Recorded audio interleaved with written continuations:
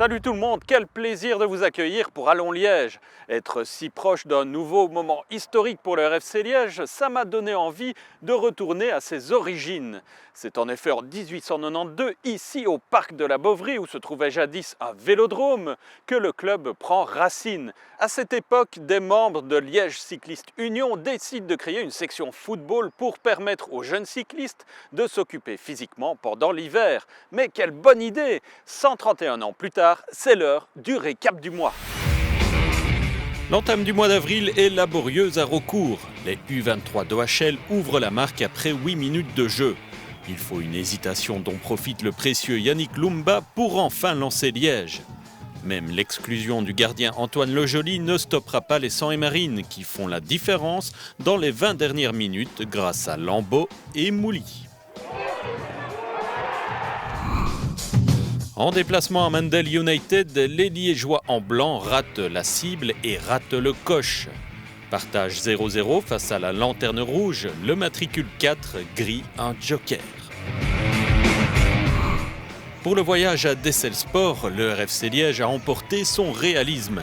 Les hommes de Gaëtan Anglebert s'imposent 1-4 pendant que le leader Heisden perd des plumes à Heist.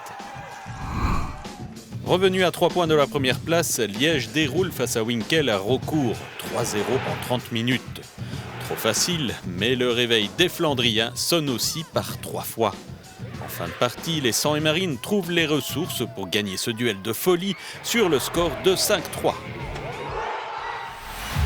Savez-vous qu'en cette fin avril, on fête les 127 ans du premier titre du club? C'était en 1896. À cette période, le Football Club liégeois disputait ses matchs à domicile sur ce terrain situé juste derrière le château de Sclessin qui abrite aujourd'hui le théâtre de l'Aléna. À l'issue de la saison, le matricule 4 devenait le premier champion de Belgique devant l'Antwerp. Pour former les champions de demain, le RFC Liège a organisé 2 journées de détection destinées aux jeunes. Reportage de Thomas Bastin et Alexandre Moux.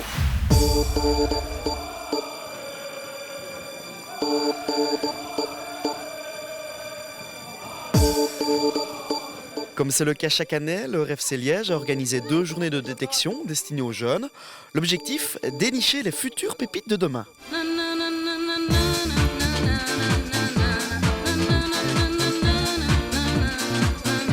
Le succès fut au rendez-vous puisque ce ne sont pas moins de 700 jeunes qui ont foulé les terrains des 100 et Marines. Un chiffre en augmentation ces dernières années. Oui, on est passé quand même de 300 à 400 joueurs en test à 700, 800 joueurs. Donc oui, c'est très positif. La journée de détection permet de voir un petit peu des joueurs d'autres clubs.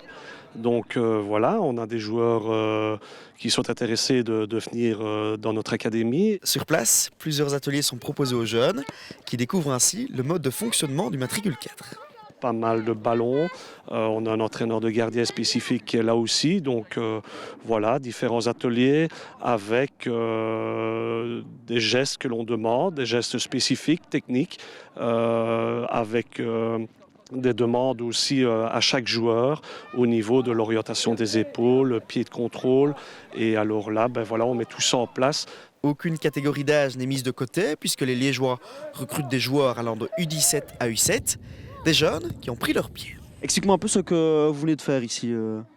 On faisait des gestes techniques, on faisait des passes match-up. Tu joues toi, Yanis? À viser.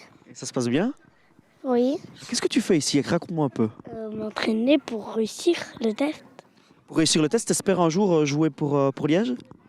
Oui. C'est un rêve pour toi de jouer comme ça pour Liège? Oui. Tu joues toi d'habitude? À l'heure. Même si tous les participants ne seront pas sélectionnés pour intégrer le RFC Liège la saison prochaine, les jeunes ne doivent surtout pas perdre espoir. Ne jamais arrêter, ne jamais abandonner, continuer à travailler dans leur club et peut-être que par la suite, il y aura des changements pour eux. Ces jeunes n'ont bien sûr pas connu les joies du stade Vélodrome, dont les derniers vestiges sont ces plaques de béton qui constituaient le mur derrière la tribune couverte. Néanmoins, l'histoire du club continue de s'écrire aujourd'hui à Raucourt et il y a de beaux chapitres au féminin. Joachim Gilles et Alexandre Mours ont rencontré Raphaël Caranta pour dresser le bilan de la saison des équipes féminines de D1 et de P1. Dans l'ensemble, je suis très satisfait. Il nous a manqué un petit quelque chose par moment pour être, je dirais, dans le top 5 des équipes.